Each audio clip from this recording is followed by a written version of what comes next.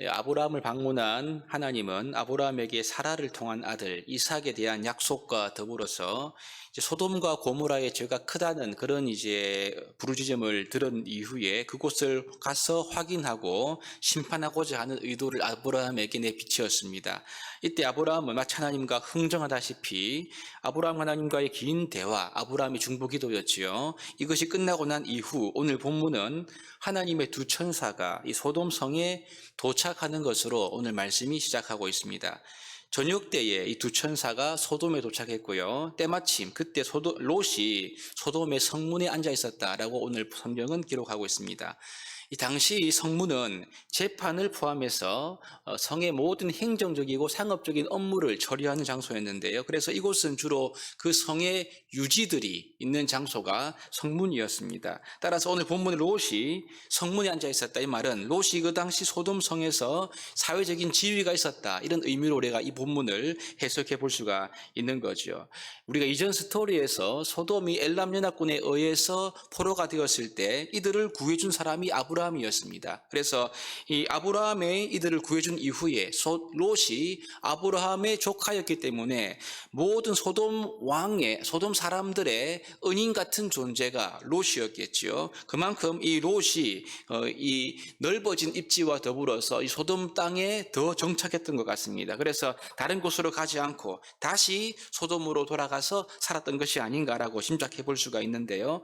그러니까 롯은 이런 소돔 성을 떠난다는 것이 롯의 입장에서는 그렇게 쉬운 일이 아니었음을 짐작해 볼 수가 있습니다.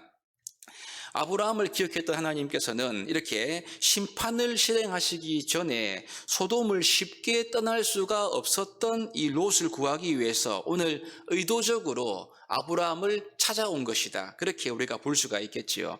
저녁 때에 롯은 이 소돔에 찾아왔던 두 천사를 보았습니다. 롯 역시 아브라함처럼 이들의 비범함을 알아보았던 것 같고요. 이들을 아주 공손하게 아주 이렇게 정성스럽게 대하는 그의 태도를 볼 수가 있습니다. 1절 하반부에 보시면 롯이 땅에 엎드려 절하면서 이들을 영접했다라고 기록을 하고 있고요. 2절에 보시면 그들을 내 주여라고 칭하면서 자신을 종으로 낮추지요. 그러면서 그들을 자기의 집으로 초대하는 장면을 볼 수가 있습니다.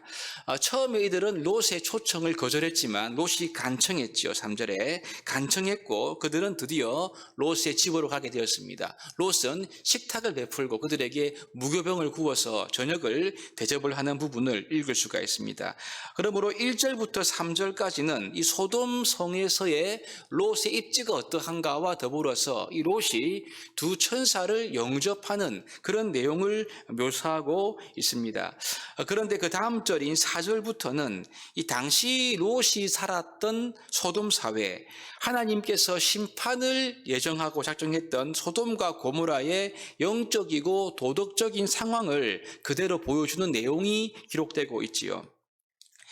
지금 이 롯의 집에 찾아온 사람들은 하나님의 천사였고요. 그들은 어디까지나 롯에게는 아주 귀하고 소중한 손님들이었습니다. 그런데 4절에 보시면 노소를 막론하고 즉 젊은이 노인 할 것 없이 그 성의 모든 백성들이 여기서의 백성은요 남자들을 의미합니다. 그러니까 그 성의 모든 남자들이 다 롯의 집에 모여들어서 애워싸고 있었다라고 기록을 하고 있지요. 그리고는 그들이 롯에게 이렇게 말합니다. 5절입니다. 롯을 부르고 그에게 이르되 오늘 밤에 네게 온 사람들이 어디 있느냐 이끌어내라 우리가 그들과 상관하리라 이렇게 기록하죠.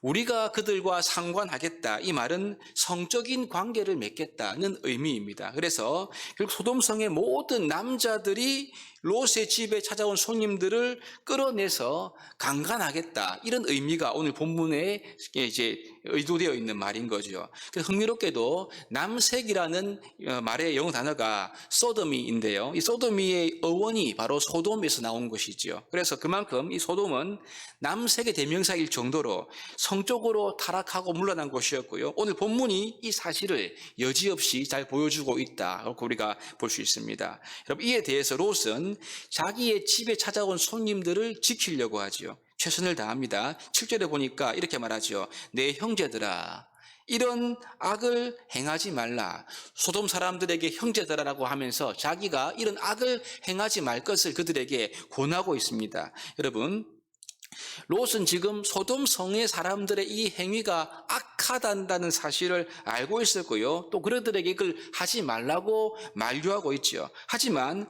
이 전체적인 소돔 성의 분위기를 뒤엎기는 불가능합니다. 그래서 아주 이 험악한 분위기 때문에 이것을 막기 위해서 급박하게 심지어는 자신의 두 딸들을 내어주겠다고까지 이렇게 타협안까지 제시하는 롯의 모습을 볼 수가 있는 것이지요. 롯이 사실 여러분 자신의 딸들까지 내어주면서 손님을 지키려고 했다. 이것은 그만큼 그 당시의 상황이 급박했다는 것을 우리가 충분히 볼 수가 있습니다. 여러분, 롯의 이런 발언은 잘한 것이 아니죠. 상식적으로 볼 때 옳은 것도 아닙니다. 왜요? 죄악으로 죄악을 막을 수가 없기 때문에 그렇죠. 작은 죄로 큰 죄를 가린다. 결코 그렇게 할 수가 없습니다. 아마 이런 생각으로 타협하고 싶은 마음으로 타협 안으로 이 어려움을 막고 싶었겠지만 그렇게 할 수가 없는 것이지요.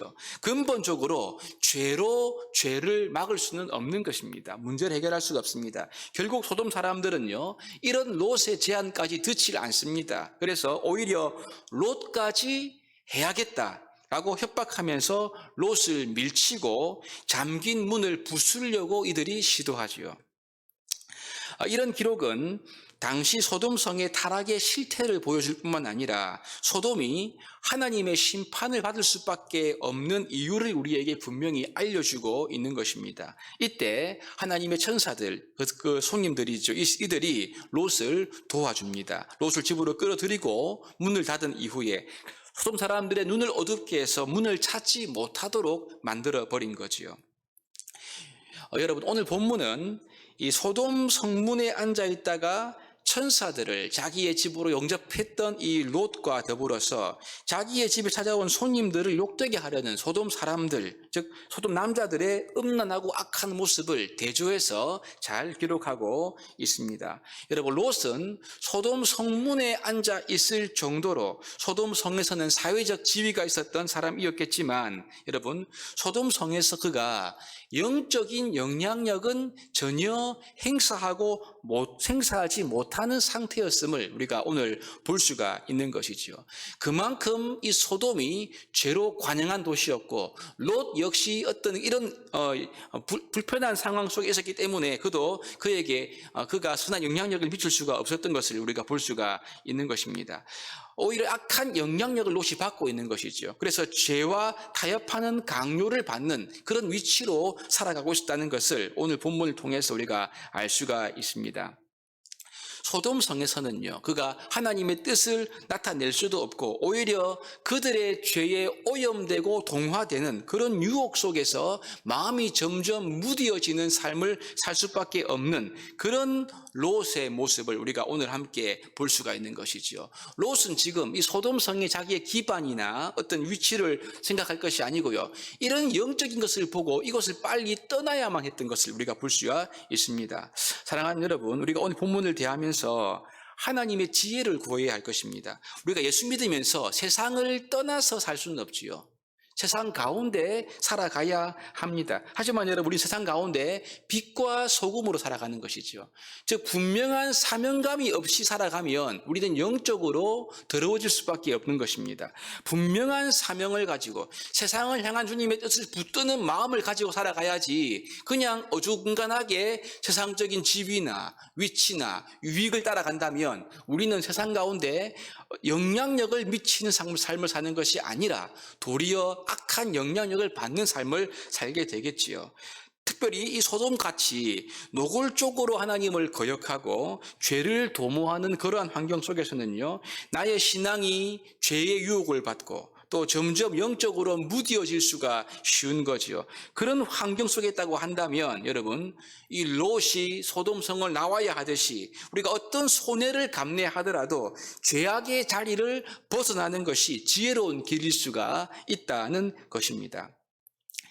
시편 1편 1절에 이렇게 말하고 있죠. 복 있는 사람은 악인들의 꾀를 따르지 아니하며 죄인들의 길에 서지 아니하며 오만한 자들의 자리에 앉지 아니한다. 이렇게 말씀합니다.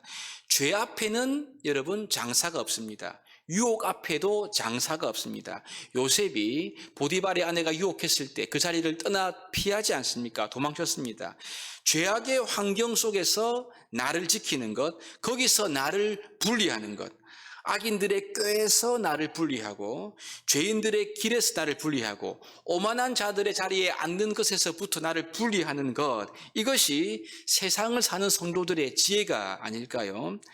롯처럼 애매하게 어떤 세상적 지위나 소돔에서 자신의 입지를 생각해서 있는 것이 아니라 내게 영적인 유익이 되어서 하나님 앞에 내가 영향을 미치는 삶을 살든지 사명감으로 살든지, 그렇지 아니하면 우리가 죄악의 자리를 벗어날 수 있는 지혜가 우리에게 필요하다는 말이지요. 여러분, 세상의 욕심과 미련을 벗어버리고 하나님의 사명감을 가지고 이 땅에 살아가야 합니다. 그리고 우리는 이 땅에서 빛과 소금이지 맛을 잃은 소금이 아님을 기억해야 할 것입니다. 그래서 죄로부터 우리를 구별해서 하나님께 드리고 세상 가운데 영향력을 미치는 그런 삶을 살 수 있도록 기도하는 저와 여러분 될 수 있기를 주님의 이름으로 축복합니다.